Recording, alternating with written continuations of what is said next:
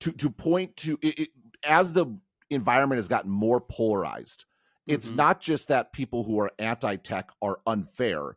There's a bit where people in tech completely dismiss and act like nothing has changed in the broader sociological environment.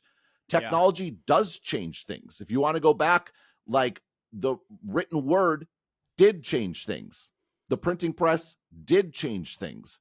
The internet computers did change things. The internet does change things. Mobile does change things.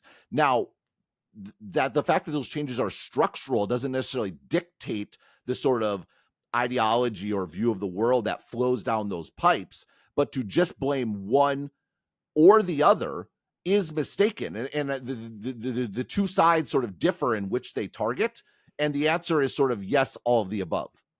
Yeah, well, and I think one of the reasons that tech is such an easy scapegoat and does, I think, play a role in reshaping the way teens interact with the environment around them. But one of the reasons that is so convincing to people is because they look at their own relationships with technology and recognize that it's a little bit disordered. So then there's confirmation bias when they look at teens generally or kids and how they interact with technology, and the data can be manipulated in a bunch of different ways, but it feels true to a lot of people.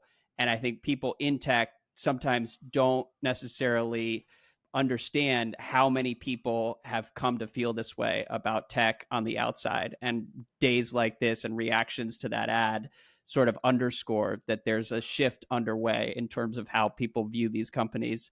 And the commercial, you Just said it wait. was No, pretty no. I want. straightforward. I want to jump in on that point. Because this is the other Okay. point that you said before that I do actually quite strongly disagree with. You Okay. earlier referenced big tech, and this time you just said the companies, and I think that's mistaken.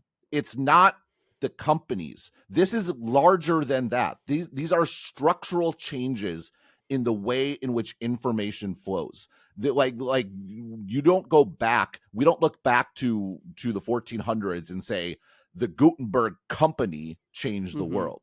The printing press changed the world. I don't even know if there was a Gutenberg company or whatever else there might be. And I think that applies to this period as well. What has changed is the internet. I used to get in this debate, back in the day where, oh, who's to blame for newspapers like demise, right? And Right. everyone's like, oh, it could be very sort of tactical. Oh, it's Facebook's fault. And then you'd post a graph saying, well, no, actually, all of Facebook's revenue growth happened after all of newspapers' revenue growth collapsed. And then somebody will go back, oh, it's Google's fault. And it's like, well, there is actually more of an alignment there. But what's the driver? Is it Google, or is it the fact that Google was made possible by the internet, which made everything online, flattened out competition completely. There was no more geographic monopoly. Everything was accessible. And then you had such an abundance. Again, obviously, I'm talking my book here to a certain extent, that the entity that helped you sort that out made it, became very valuable. That doesn't mean that entity was to blame. What happened first was the abundance. What happened first was the removal of distribution costs. What happened Mm-hmm. first was the ability to reach anyone in the world. That's the cause. And this is where I sort of flip around. Instead of, it's bigger than that. It's like, these are structural changes to the way humanity works, society works, all these sorts of things. And these companies are big by virtue of riding that wave. I think it Sure. ascribes way too much sort of responsibility and credit and causality to these companies for being the drivers of the cause. They're beneficiaries just as much as other people are victims. Well, I can't quite get there. I think the companies benefited from people ascribing all the positives to technology and all the changes 10, 15 years ago. People loved all of these companies and they've all become a lot more complicated. So I hear what you're saying, where what people are actually upset with are structural changes that are bigger than any one company. But I do think from a just reputational standpoint, it's gotten more complicated for a company like Apple, because people just point at recognizable names that they know, when in fact there are larger structural forces that are reshaping society in ways that they don't love. Yeah, Does that's that make fair. sense? I can go with that. As like the price of being the big company that benefits from this change is that you will get the blame when people Exactly.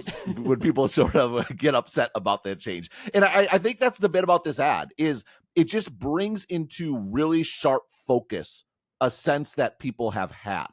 And you need sort of like a shelling point that sort of organizes people's feelings and thoughts. And a beautifully produced 60-second ad that is laced with truth does that in a very effective way.